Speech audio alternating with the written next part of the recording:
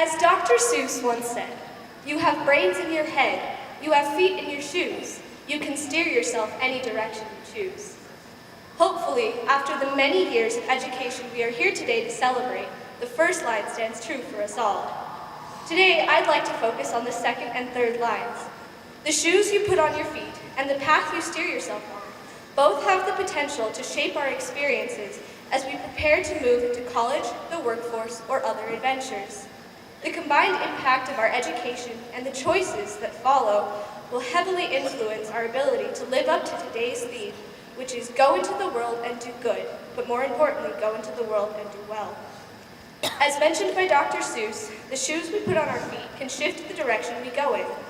I own 24 pairs of shoes, which puts me above the national average of 19 pairs per person. Multiple examinations of Americans' shoe buying habits have shown that many people buy or own shoes they don't wear or need. However, I see this as a sign of over-preparedness rather than wastefulness. Shoes are tools that prepare you for the task that you are setting out to accomplish. For example, you wouldn't expect track runners to win any races in stilettos, and watching a group of tap dancers perform would be a lot less mesmerizing if they were all wearing slippers. As we further our education or work experience, we are gaining the tools and shoes we need and shaping the paths that our future will take. Since we are rapidly approaching the time in which we must go into the world and do well, we should keep in mind the shoes that we will fill or the legacy of those who have come before us.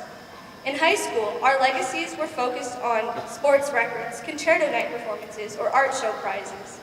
However, in college and beyond, we will shape and create legacies and pathways in many different fields, and both fill the shoes of our predecessors and hopefully live big shoes for following generations to fill.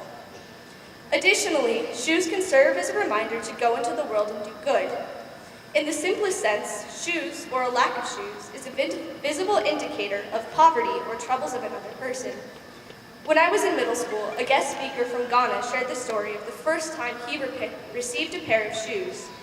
His experience with poverty extended to the point that he didn't know how to wear the flip-flops he had received and tried to put them on his hands. Hearing the story was an opportunity to both reflect and be grateful for the life I had, and a motivator to do more service. Don't worry, the story had a happy ending. When he spoke to my class, he proudly reported that he now owns 7 pairs of shoes. In addition to marking poverty and privilege, the phrase "put yourself in their shoes" is a reminder to consider the experiences of other people. The phrase focuses on the emotions and motivations of the other person. Part of doing good is having the right attitude towards the person you are helping.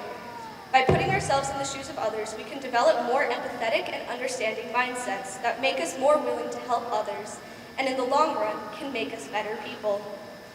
The graduation theme of go into the world and do well, but more importantly, go into the world and do good, is a great way to frame a positive, uplifting mindset that can help carry us through this period of transition and change.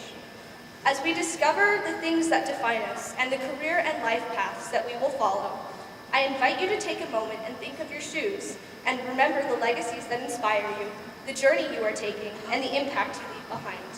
Thank you to the class of 17 for a wonderful high school experience, and congratulations on graduation.